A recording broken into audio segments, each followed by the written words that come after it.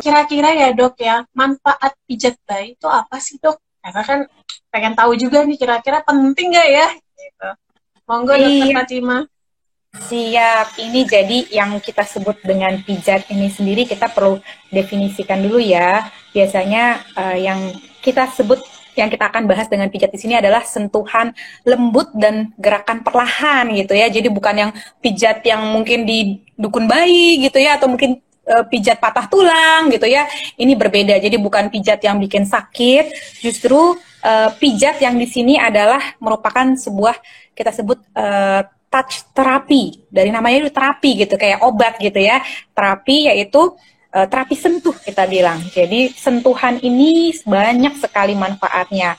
Jadi seperti kita juga sudah tahu ya bahwa kita punya panca indera ya, 5 indera, dan salah satunya itu adalah indera raba ya, rabaan ini yang dari lahir saja seorang bayi itu biasanya indera perabanya sudah berkembang dengan baik gitu. Dok, Jadi terapi sentuh atau terapi pijat ini manfaatnya sangat banyak. Yang pertama tentunya tadi ya memberikan stimulasi. Stimulasi sebenarnya nggak hanya terapi, tentunya yang pertama stimulasi itu stimulasi rabanya. Dengan disentuh secara perlahan ya, anaknya nyaman, maka indera perabanya itu terangsang, terstimulasi.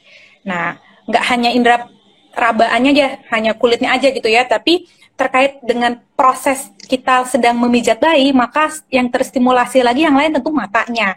Dia melihat ibunya, melihat lingkungannya, apalagi kalau sambil mijat ibunya nyanyi gitu. Nah, itu stimulasi pendengarannya juga akan tentunya mendapatkan input yang sangat baik ya.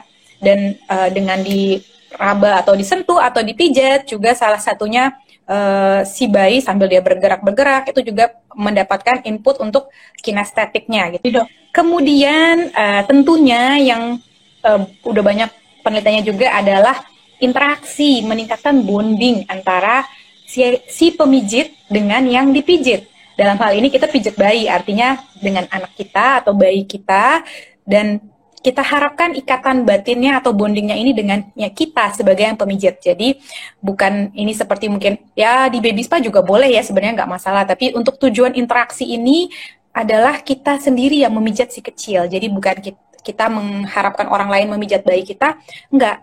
Jadi kita memijat sendiri sebagai orang tua memijat bayinya, dan itu ikatan antara kita sama bayinya akan sangat meningkat dengan dilakukan pijat bayi ini sendiri ya.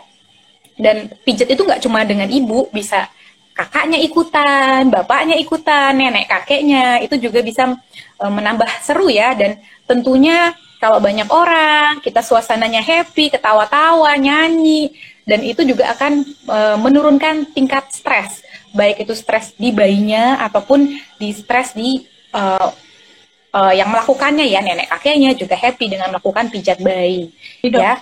Kemudian ini yang lainnya manfaat pijat bayi adalah relief atau meredakan anaknya. Jadi dari banyak penelitian anak yang dipijat, yang rutin dipijat itu biasanya juga lebih jarang rewel gitu ya, mengurangi tangis bayi. Kemudian juga dia meningkatkan anaknya lebih gampang untuk tertidur lelap. Di beberapa jurnal juga dikatakan dengan rutin dipijat bayi ya, dipijat gitu, bayi kenaikan berat badannya lebih baik dibandingkan yang tidak dipijat bayi secara rutin. Kemudian salah satunya yang banyak juga jurnal-jurnal kedokterannya secara medis ini dilakukan pijat bayi secara rutin bisa mengurangi salah satunya sembelit atau konstipasi dan kolik ya. Mungkin Mbak Lydia juga udah sering dengar ya, kolik itu kalau seandainya anaknya nangis tiba-tiba nggak ada penyebabnya, biasanya malam hari ya, kolik nangis biasanya 3 jam atau lebih berturut-turut selama lebih dari 3 hari berturut-turut, itu yang kita sebut dengan kolik. Anaknya nangis melengking, disusuin nggak mau, terus kita ganti popok semua udah. Nah itu mungkin anaknya lagi kolik. Itu biasanya sih di jam-jam sore ya atau malam, biasanya setelah maghrib gitu. Sekarang kan nih para moms nih, apalagi new moms biasanya new moms gitu. Masih galau-galau banget nih dok untuk membawa anak ke tempat pijat gitu kan ya dok ya.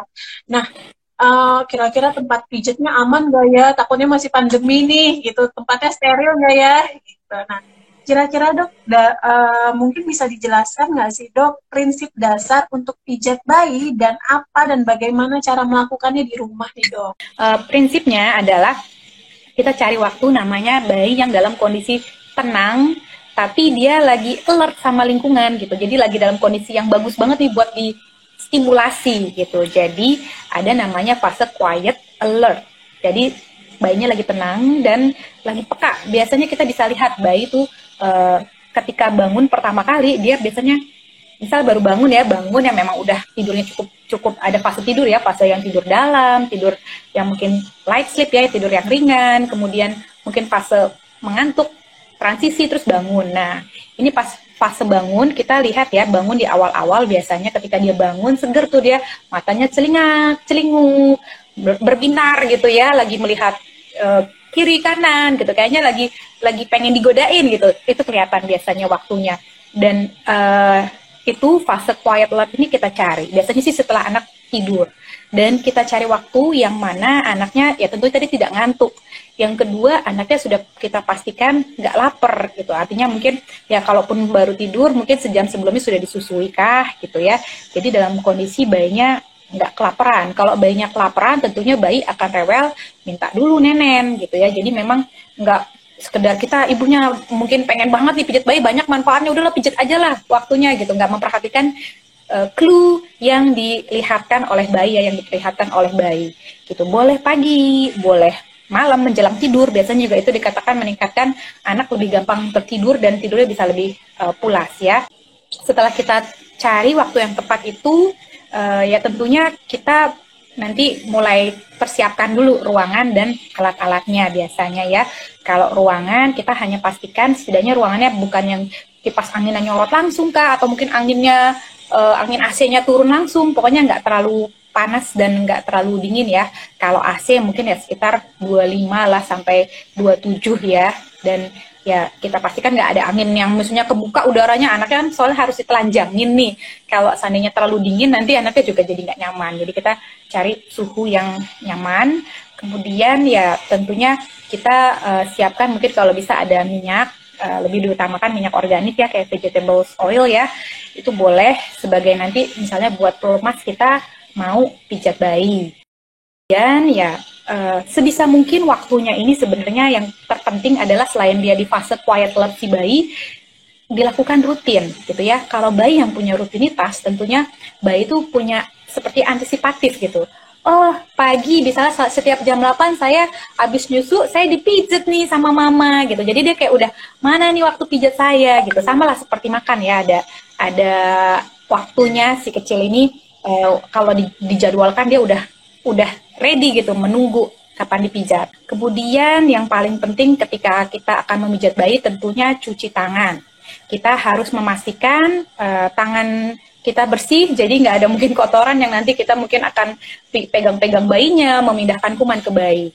Dan kita lepaskan semua perhiasan ya, perhiasan termasuk cincin, jam tangan, atau misal kuku kita masih panjang lupa motong, itu kita berhati-hati ya, karena kalau sampai kita menyakiti bayi pada saat kita mijat bayi, nyentuh bayi, ada goresan nanti bisa kena kuku kita yang panjang, nanti bayinya juga tidak nyaman dan tidak mau lagi dipijat ya, atau disentuh gitu ya.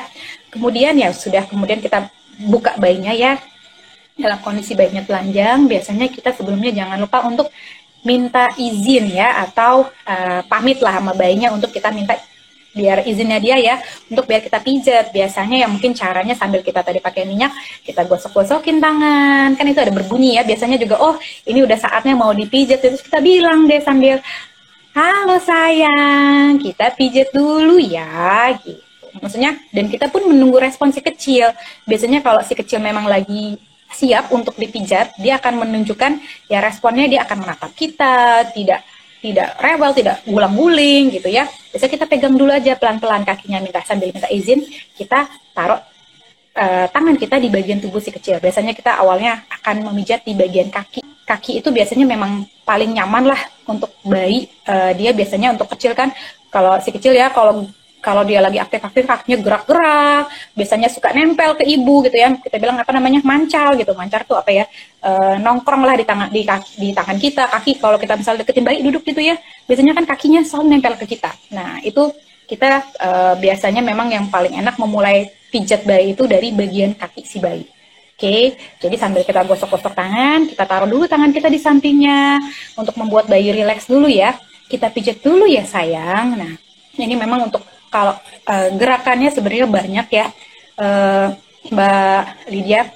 Jadi kita biasanya mulai dari telapak kakinya dulu, gitu ya. Kaki, telapak kaki, kemudian nanti perut, dada, tangan, kemudian kepala dan wajah. Mungkin kalau yang dari kaki kita bisa melakukan namanya Indian milking ya, dari pangkal paha, diputar-putar tangan kita sambil yang satu ke bawah gantian. Jadi kayak memerah susu ke bawah. Ini kaki misalnya ya, kaki kita pegang bayinya di depan kita gitu ya, kepalanya di sana di seberang kita gitu. Kita melakukan seperti memerah kakinya dari pangkal pahanya ke bawah ke arah kaki. Ya itu namanya Indian milking lah. Pokoknya namanya mah nggak penting ya, yang penting kita gerakannya memerah sambil, mungkin kita bisa sambil bilang, kita pijat dulu kakinya ya sayang ya, ini kaki kirinya. Nanti kalau udah terbiasa mungkin kita bisa sambil nyanyi gitu ya. Itulah juga sambil stimulasi untuk pendengarannya, kosakatanya itu sekalian gitu ya. Kaki kirinya, goyang-goyang geli ya nak ya, sambil kita ajak ngomong. Jangan lupa tujuan pijat bayi ini juga adalah interaksi, jadi jangan hanya diam. Kalau diam aja mah kita juga interaksinya akan kurang gitu ya.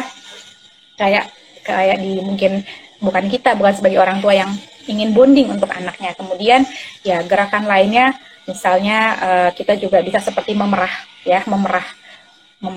baju di kakinya dari pangkal paha ke bawah gitu ya, kurang lebih seperti itu. Kemudian ya gerakan untuk telapak kakinya biasanya kita ada yang di telapak kakinya secara bergantian, kita dari tumitnya ke ujung jari. Sorry ya, soalnya agak susah. Ujung jari ini bisa ya, jadi sambil bergantian tangan kita tapi jempolnya ke atas gitu ya, sambil kita lihat juga respon bayinya ya. Kalau bayinya nolak, nangis, itu kita nggak boleh lanjutkan, kita stop untuk pijatnya. Jadi Iya dokter. ketika di telapak kakinya, salah satunya juga kita bisa jarinya kita pilin-pilin sambil ke atas ya, tarik ke atas. Ini misalnya telapak kaki bayi ya, jadi abis itu ya kita bisa di pergelangannya bikin gerakan memutar, itu boleh ya. Terus juga dari ujung jarinya ke arah atas kita sambil namanya sentuh ya, jadi nggak harus yang kenceng banget gitu, tapi boleh dengan tekanan halus. Kemudian dari kaki, kemudian biasanya kita menuju ke perut ya. Kalau perut sih gerakan yang terkenal, mungkin udah pernah dengar ya, gerakan ilu, I love you ya, I love you. Jadi sesuai dengan gerakan usus ya, yang arahnya biasanya searah dengan arah jarum jam. I-nya biasanya dari perut sisi, kalau bayinya ngadep kita, berarti dari sisi kiri atas ke kanan bawah. Kemudian L-nya, L terbalik ya, dari bayi yang sisi perut kanan bayi ke kiri bayi ke bawah. Itu sesuai dengan pembuangan kalau fesesnya ya, sesuai pembuangan ususnya ya. Kemudian U terbalik, U. Jadi I 3 kali, di perutnya dipencet ya, L, kemudian U, gitu ya, ilu. Itu salah satu yang sering kita lakukan, diajarkan di perut ya. Atau yang lain mungkin banyak sih macamnya ya, bisa juga yang seperti sun and moon ya kita bilang ya. Jadi gerakan yang memutar dua tangan itu perut, nanti kita sesi khusus. Kemudian ya berlanjut dari perut ke dada. Dada gerakannya biasanya yang sering dilakukan salah satunya adalah gerakan kupu-kupu ya, yang standar ya, yang di dadanya bayi biasanya dari sini, kemudian ganti gitu ya. Itu namanya gerakan kupu-kupu gitu. Atau gerakan yang open book juga bisa ya, dibentuk seperti love gerakannya, itu juga boleh. Kemudian gerakan tangan juga sama prinsipnya, kurang lebih mirip kayak yang di kaki ya. Bisa Indian milking, bisa ke atas Swedish milking arahnya, boleh. Kemudian kalau di wajah ini juga cukup banyak, ini bisa dicontohkan ya biasanya ya. Kalau kepala biasanya kita bisa sambil disentuh dari kepala kita pegang sampai ke bawah gitu ya, sampai ke badannya, sampai ke kakinya. Nah, kalau gerakan wajah juga cukup banyak dan biasanya di wajah salah satunya manfaatnya untuk melatih oromotor ya, karena di wajah kan banyak otot-otot untuk mengunyah gitu ya. Nah, biasanya bisa dari dahinya dulu juga, bisa sambil yang dipijit-pijit puter gitu. Itu sebenarnya yang penting kondisinya rileks dan anaknya juga happy. Ini gerakan yang dari ujung pangkal paha sampai ke tulang pipi, kemudian bisa yang di atas apa namanya, di atas bibir atas, kemudian bulat-bulat juga di bibir atas. Ini salah satu gerakan oromotor juga ya. Kemudian ada gerakan yang smile juga, di sininya juga gitu ya. Itu kurang lebih dengan berbagai macam gerakannya, bisa banyak variasinya, kurang seperti itu. Oke, Dok. Nah, ini tadi yang menarik yang masalah pijat ilu nih, Dok. Nah, ini kan udah terkenal banget nih, pijat I love you ini. Nah, itu sebenarnya ilu itu kan katanya anak sembelit. Nah, itu sebenarnya benar nggak sih, Dok? Kalau misalkan anak sembelit, terus kan suruh dikayu juga tuh, Dok, kalau misalkan anak sembelit. Betul. Nah, itu apakah benar, Dok, untuk pijat ilu itu? Ya, jadi memang itu yang salah satu direkomendasikan. Intinya sih kita melakukan tekanan gitu ya, sentuhan di perut sesuai dengan gerakan anatomi fisiologinya saluran cerna kita. Jadi kan kalau usus tuh, kalau mungkin pernah lihat gambarnya ya, jadi dari perut kita yang di usus buntu ya, usus buntu di kanan bawah, kemudian dia akan naik namanya colon ascendant, kemudian dia bergeser mendatar namanya kolon transcendent ya, transversal kita bilang, sama ke bawah kolon descendant, kemudian baru ke rektum dan anus. Nah, intinya kita menekan itu, tapi memang gerakan yang banyak dilakukan salah satunya adalah ilu itu tadi ya, I love you, untuk mengingatnya I love you kan, ilu. Kemudian gerakan mengayuh sepeda, jadi memang menekan kakinya ke arah tujuannya tentunya biar si fesesnya ini dibantu gerakannya ke bawah, biasanya dengan gerakan mengayuh sepeda, tapi mengayuh sepeda pun juga harus sedikit menekan ke perut ya, jadi bukan yang hanya mengayuh biasa, tapi kita akan menekan kakinya ke dekat perut, menekan lagi satu-satu pelan-pelan gitu ya. Dan itu memang sudah banyak jurnal penelitiannya, merupakan sebenarnya terapi tambahan ya, adjuvan, selain diberikan mungkin ya kalau terapi sembelit kan bisa diberikan laksatif gitu ya, dan itu mengurangi angka kejadian sembelit pada anak. Itu udah banyak jurnalnya, salah satunya terapi pijat perut itulah. Itu walaupun nggak spesifik disebutin apa, cuman ilu juga, gerakan ilu itu kan kita menyebut biar gampang diingat orang tua gitu ya, sebenarnya prinsipnya seperti itu kurang lebih. Oke. Nah, lalu dok, tadi kan dokter juga menyinggung untuk pijat oromotor ya, dok. Manfaat dari pijat oromotor juga, apakah bisa merangsang untuk anak bisa jadi bicara, dok? Gitu, karena kan setahu saya katanya juga ini ya, kalau anak-anak yang juga GTM, anak yang speech delay itu juga kan di pijat oromotornya nih, dok. Nah, itu benar nggak nih, dok? Ya, betul sekali. Salah satunya memang bukan utama tapi ya, Mbak Lydia. Jadi kalau misalnya GTM tentunya kan banyak faktor, nanti mungkin ada pembahasannya lagi ya. Entah mungkin dia memang kurang input sensorinya, jadi dia nggak mau ngunyah, nutup gitu, dia nggak bisa menerima tekstur makanannya dengan baik, atau tidak bisa mengunyah makanannya dengan baik, makanya diemut gitu ya. Salah satunya tadi nutup mulutnya sama sekali gitu. Nah, itu ya tadi makanya kita tingkatkan oromotor. Tapi sebenarnya gerakannya banyak kalau untuk yang fisioterapi oromotor ya. Ini kan part of stimulasi. Jadi kita kan bukan pada kasus-kasus yang mungkin terlambat, yang enggak. Cuman memang ini salah satu meningkatkan kemampuan oromotor anak gitu. Jadi memang bisa menjadi salah satu terapi tambahan untuk meningkatkan kemampuan oromotor yang terkait juga tadi dengan stimulasi sensorinya, karena kan perabahan itu salah satu sensori ya, sensori kita, dan diharapkan juga bisa meningkatkan kemampuan oromotor dan nantinya anaknya nggak GTM, itu satu. Yang kedua ya, karena terkait dengan organ bicara kita, oromotor ya namanya, gerakan mulutnya, ini ya meningkatkan anak-anak untuk bisa melafalkan sesuatu dengan jelas gitu. Sebenarnya sih lebih ke arah pelafalan ya, pronunciation ya, bukan artinya Oke, semua di oromotor aja. Biasanya anak-anak yang cadel atau ngomongnya mungkin belum jelas. Dia bisa ngomong sih, tapi kok nggak bisa ngerti ya. Kayaknya maksudnya benar, tapi kok kayaknya kurang jelas ngomongnya. Itu kan terapi bicara. Beda cerita kalau misalnya terlambat bicara yang lain. Nah, memang oromotornya dibantu anak-anak yang mungkin ngomongnya nggak jelas, cadel gitu ya. Eh, itu bisa dibantu dengan terapi oromotor, yaitu dengan pijat di sekitar area wajah. Gitu. Kapan sih dok bisa dilakukan pijat bayi? Artinya pada usia berapa bayi bisa dipijat? Monggo dok. Oke, ya jadi sebenarnya kalau bayinya cukup bulan, ini berbeda ya dengan bayi prematur ya Mbak Lydia ya. Jadi kalau bayi cukup bulan, tentunya as soon as possible. Actually we can do the infant massage ya. Jadi secepat kita pulang sampai ke rumah gitu. Kalau di rumah sakit kan kita ya kali mau pijat-pijat, sebenarnya nggak usah pijat-pijat, kita dengan bersentuhan, dengan nyusuin itu juga udah termasuk touch terapi.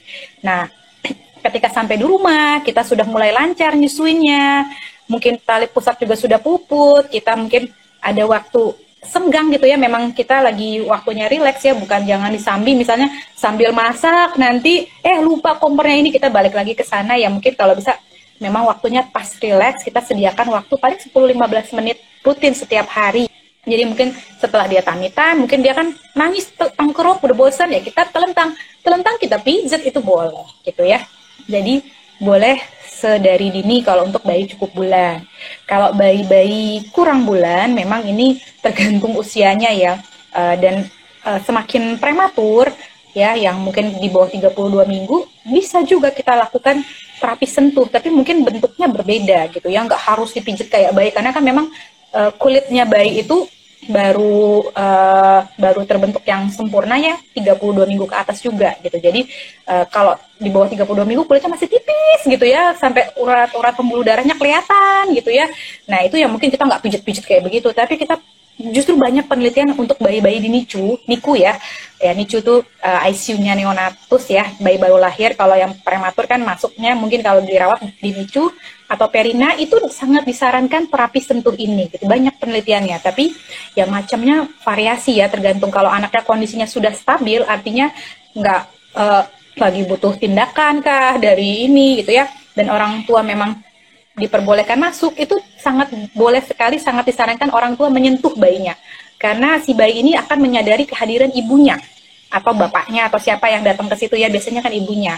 Biasanya kita kalau memang bayinya sangat kecil, lagi masih belum stabil, kita bisa malah disarankan sebenarnya kalau di jurnal-jurnal adalah tenaga kesehatan itu mendapatkan pelatihan pijat bayi, jadi bisa mengajarkan pijat ke bayi-bayi yang sedang dirawat di ruang perawatan NICU atau perina gitu ya. Jadi si ibu misalnya masuk cuci tangan pasti ya, selalu cuci tangan, apalagi bayi prematur, dia daya tahan tubuhnya, imunitasnya belum bagus. Cuci tangan dengan sabun dan air mengalir, kita biasakan kalau mau menyentuh bayi yang di NICU ya. Kemudian ya kita buka sambil kita bilang, mungkin sapa, assalamualaikum deh, mama di sini gitu ya. Mungkin di sampingnya kita, bahkan kalau bayinya nggak bisa disentuh pun, dengan tangan kita mendekat ke arah bayi, si bayi sudah bisa merasakan sensasi tangan kita mau menyentuh dia. Ya, jadi kalaupun bayinya misalnya mau, kita pelan-pelan sentuh bayinya, lihat respon bayinya, dan kita dengan menyentuh saja ya, menyentuh yang cuma disentuh kepala gini, sambil kita bilang gimana, mungkin kabarnya ya, sambil kita ajak bicara lah tentunya ya, itu bisa dikatakan menurunkan waktu perawatan. Jadi mempersingkat waktu perawatan bayi di NICU, meningkatkan kenaikan berat badannya, dan menurunkan stres. Tentunya kan punya bayi dirawat pasti stresnya sangat lah ya. Kita harapkan tadinya bayinya udah bisa pulang, kita bawa, ternyata kita harus bolak-balik ngurusin bayi, apalagi khawatir sama kondisinya yang mungkin belum stabil. Nah, itu bisa mengurangi stres, emosi yang negatif pada ibu dan anaknya. Kurang lebih seperti itu, Mbak Lydia. Oke, jadi ada perbedaan sedikit ya dok untuk pijat bayi yang bayinya lahir cukup bulan dengan bayi yang ada di lahir secara prematur. Nah, khususnya memang benar sih tadi ya, saya jadi ingat anak saya gitu ya, maksudnya tindakan-tindakan itu kan banyak ya dok, dan ternyata boleh juga ya dok ya dipijat di dalam NICU ya dok. Oke, Iya, jadi saya boleh. malah karena anak saya belum pernah tuh dok, dua-duanya waktu di rumah sakit ya paling dipijatnya itu sama kita sendiri sebagai ibu saat kita ke Mm-mm. MC kita sambil nulis diajarkan sama suster untuk dielus-elus dada apa belakang dadanya. Itu sih. Nah, Dan iya. ternyata aku baru tahu dok, ternyata boleh loh. Gitu. Gitu ternyata Iya, boleh dipicu. betul banget. Jadi saya juga mau menambahkan betul banget dari Mbak yang Bali dia sebutkan itu tadi kan untuk bayi-bayi yang nicu yang mungkin belum stabil ya. Kalau bayi prematurnya sudah stabil, yang paling cakep ya itu tadi betul KMC, Kangguru Mother Care ya dengan perawatan metode kangguru, betul banget. Itu aja udah skin to skin ya. Udah kulit bayi disentuh sama kulit ibunya atau keluarganya. Kemudian baik bener banget kita kita elus kepalanya, kita elus punggungnya. Biasanya sentuhan punggungnya tadi saya juga kelewatan, maaf ya, bagian punggung tuh salah satunya tinggal disentuh dari bagian punggung atas ke arah pantat atau bokong ya. Itu berulang-ulang. Bisa juga sebenarnya dengan gerakan memutar-mutar. Itu sebenarnya kadang-kadang naluri kita lakukan sebagai ibu ya karena kita sayang kita elus. Elus itu sebenarnya ya terapi sentuh gitu ya.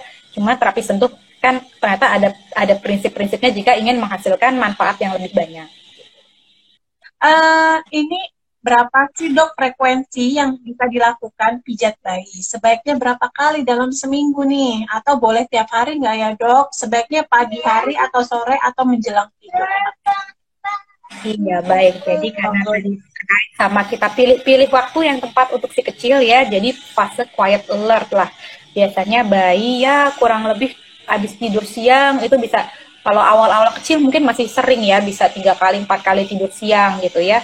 Kalau malam kan kita ikut tidur lah tentunya ya Mbak Lydia. Jadi ya kita ikutin aja fasenya bayi ya. Ya kira-kira kalau bayi 3 sampai 4 kali tidur siang, tidur ya, maaf bukan tidur siang, tidur di siang hari gitu ya. Ya tentu kan ada fase nanti dia quiet alert, fase dimana abis bangun dia seger, dia siap menerima rangsang stimulasi dari luar. Nah itu bisa dilakukan sesering mungkin, tapi ya mendingan daripada sering tapi besoknya enggak ya. Yang paling penting adalah rutin gitu ya, jadi cuma sekali tapi itu rutin. Misalnya ada waktu tertentu, misalnya pagi dia udah ada belajar antisipatif gitu, oh jam segini saya biasanya dipijat nih sama ibu saya gitu. Jadi itu yang paling penting adalah rutin, sekali rutin dibandingkan banyak tapi malah jadi overstimulasi dan tidak rutin dilakukan gitu. Jadi boleh dilakukan sesering mungkin, tapi kita cari tadi waktu bayi pada fase quiet dan alert gitu ya, quiet alert. Dan si bayi, dan kita juga menerima cue dari si baby gitu. Ini kan kalau disentuh itu atau dipijat, kita tentunya harus memperhatikan orang yang kita pijat. Bayi itu juga punya mood gitu ya. Lagi nggak mau disentuh gitu, biasanya dia akan menarik badannya, mungkin dia mau berguling. Nah itu berarti bayinya lagi nggak mau, kita nggak maksa. Mungkin kita cari waktu yang lain gitu ya. Jadi kita lihat sinyal dari si bayi gitu ya. Apakah memang bayinya nolak, cemberut gitu ya misalnya, atau mungkin mengeringis gitu. Apakah seperti itu, kita juga harus lihat. Kenapa sayang? Misalnya kamu lagi nggak nyamannya, mau lanjut nggak nih pijetnya gitu. Biasanya sambil kita ajak ngomong, nggak apa-apa ya. Gitu. Jadi boleh dilakukan kapanpun sebenarnya, waktunya cari waktu yang tepat. Mau pagi, biasanya juga kita pagi mungkin kalau udah selesai sarapan, mungkin ibunya kalau nggak kerja kan bisa pagi ya lebih rileks, bapaknya udah kerja gitu, kita bisa di rumah sambil menstimulasi si kecil. Atau mungkin malam hari atau sore hari sebelum mandi juga boleh, tapi tadi fasenya fase quiet alert ya. Jadi kita lihat bayinya yang paling penting, dan kitanya pun dalam kondisi rileks. Dan kitanya pun sebagai orang tua lagi rileks, jangan misalnya kita udah buru-buru lagi nih, setengah jam mau berangkat kerja udahlah buru-buru. Nah itu kan nggak rileks ya, jadi manfaatnya kurang kurang dapat. Oke dok, tapi saya mau tanya lagi ya dok, ya kan ini frekuensinya boleh nih setiap hari. Ada waktunya nggak sih dok, kira-kira misalkan 5 menit, 10 menit? Karena takutnya nanti kalau kelamaan anaknya malah, ya tadi apakah jadi overstimulasi jatuhnya dok? Monggo dokter. Iya, jadi waktunya juga nggak ada patokan yang khusus mbak berapa lama. Mungkin kayak tummy time juga ya ada patokannya kurang lebihnya ya mungkin bisa 10-15 menit. Tapi sekali lagi seperti tummy time, kalau anaknya udah rewel kita akan coba hibur dulu gitu ya. Sama seperti ini, kita kalau seandainya anaknya sudah rewel, udah menunjukkan, kita benar-benar harus melihat tanda sinyal si kecil ya, sinyal si kecil lagi kita ajak ngobrol, dia ngejawab, kita berespon banget, itu artinya mau lanjut aja sampai selesai gerakannya. Tadi gerakan kaki, perut, kalau di gerakan dada tiba-tiba dia nangis, nggak nyaman, kita stop. Jadi nggak ada patokan yang khusus. Belum selesai nih kepalanya, ya udah nggak apa-apa. Ini kan kita tujuannya mau stimulasi gitu ya. Jadi memang kita justru dengan begitu anak belajar bahwa ibunya berespon dengan kebutuhan si kecil gitu, dengan kebutuhan dia, responsif ibunya. Jadi anak juga terbentuk rasa aman ya, secure gitu, karena merasa ibunya juga mengerti kebutuhan dia. Jadi nggak ada batasan harus 10 menit, 15 menit, tapi kurang lebih kalau memang bayinya nyaman gitu dengan sentuhan kita, dengan pijatan kita, ya lakukan sampai gerakannya selesai. Gitu. Oke, baik dok. Tapi nih dok ya, kan ada ya anak-anak nih yang nggak mau dipijat. Karena ada member Premi Warrior tuh anaknya katanya dipijat aja tuh nggak mau gitu, disentuh aja tuh nggak mau gitu. Jangan dibuka bajunya aja sudah nangis. Nah kira-kira nih kalau misalkan ternyata mendapatkan anak yang memang nggak mau dipijat, apakah tetap kita boleh nih dok, tetap pijat aja? Tapi dia nangis. Nah itu kan jadi malah nggak nyaman nih dok buat anaknya. Takutnya jadi trauma. Kira-kira ada tipsnya nggak nih dok kalau anak yang seperti itu? Ya, jadi mungkin untuk beberapa kondisi khusus ya, ini kita sebut ya, berarti kan bukan kebanyakan bayi sih aman-aman aja yang Bali dia ya. Tapi beberapa kondisi khusus, kalau memang anaknya ada masalah di sensori ya, baik itu over sensitif, kita sebut mungkin ada masalah sensory processing disorder kah gitu ya, atau ada masalah trauma dengan bagian tertentu ya, misal ternyata dia dulu tangannya pernah diambil darah, jadi dia kalau dipegang tangannya tuh dia kayak berasa akan mengingatkan memori dia akan disuntik gitu misalnya ya, atau diambil darah gitu. Kadang ada yang seperti itu di alam bawah sadarnya. Kita memang tidak maksa. Jadi untuk awal-awal permisi untuk kita minta izin memijat bayi itu penting gitu ya. Dan nggak harus dipijat, kita bisa memberikan hanya sekedar mungkin touch relaxation ya, sentuhan untuk merilekskan. Jadi macamnya banyak, bisa mungkin bahkan kita dari ininya pernah ada kisah juga ya, ada anak yang nggak mau disentuh kayak gini sama sekali, ibunya sampai sedih gitu ya, bingung nih gimana lagi caranya. Memang ini anak mungkin sebelumnya ada masalah ya, dengan pernah ada trauma gitu ya, jadi dia nggak mau sama sekali disentuh. Jadi ya udah akhirnya dilakukan hanya gerakan containment ya kita bilang. Jadi hanya kita mendekatkan badannya ke anaknya, nggak kita sentuh, tapi kita hanya dekatkan, dan kita bisa ya mungkin akan bilang tenang sayang, misalnya relax nah, nggak apa-apa sayang nah gitu ya. Maksudnya itu juga termasuk salah satu terapi sentuh. Atau kalau memang dia sudah mungkin udah lebih terbiasa, udah lebih relax anaknya, tentu bisa kita sambil hanya pegang, pelan-pelan pegang. Ya tentu kita juga minta izin sebelumnya, selalu minta izin. Iya sayang, ini mama misalnya, nggak apa-apa sayangnya nak ya. Jangan langsung nafsu di pijet-pijet di remes-remes ya. Tentu mungkin anak juga ada yang nggak nyaman. Kemudian ya kita pegang aja dulu tangannya atau kakinya, boleh ya di bagian mana kira-kira. Dan kemudian kita bisa setelah misalnya dia nyaman gitu ya, kalau cuman dia nggak nyaman disentuh sama sekali ya, tadi hanya containment hold aja kita bilang ya. Kita hanya mendekat ke arah anaknya sambil kayak mau meluk gitu ya, tapi nggak kita lakukan apa-apa, mungkin sambil bisa diajak ngobrol. Kemudian lama-lama ya tadi touch relaxation kita bisa lakukan, tangan kita sentuh bagian tubuhnya, ya sudah. Kemudian mungkin kita bisa bouncing ya, agak di apa namanya, di rocking sedikit gitu ya, di sambil relax sayang, tenang ya nak, nggak apa-apa kok nak, gitu. Itu aja, itu sudah termasuk touch relaxation gitu ya.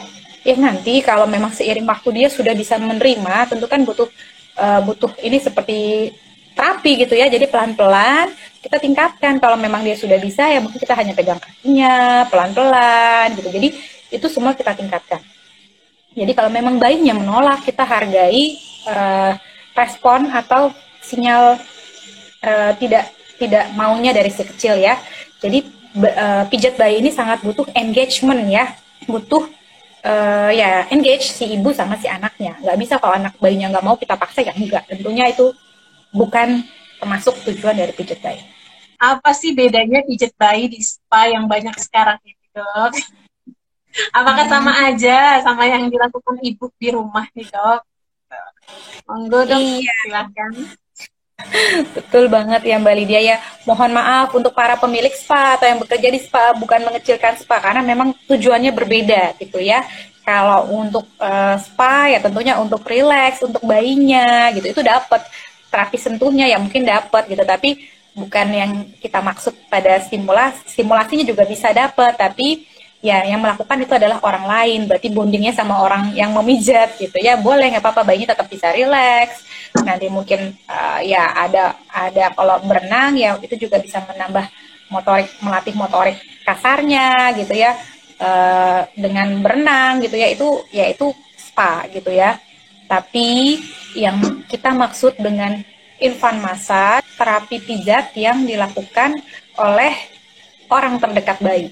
Ya baiknya ya keluarga keluarga dekat, ibu, bapak, kalau bisa utamanya ya, yang mungkin kakak gitu ya, ataupun tadi nenek kakek gitu. Jadi manfaat bondingnya, relaxing buat keluarga yang melakukan itu berbeda. Jadi ya moms, dad, ayah, bunda semuanya, jangan lupa hal kecil gratis bisa kita lakukan selain pamitan, yang penting banget juga perannya yaitu pijat bayi kita sendiri.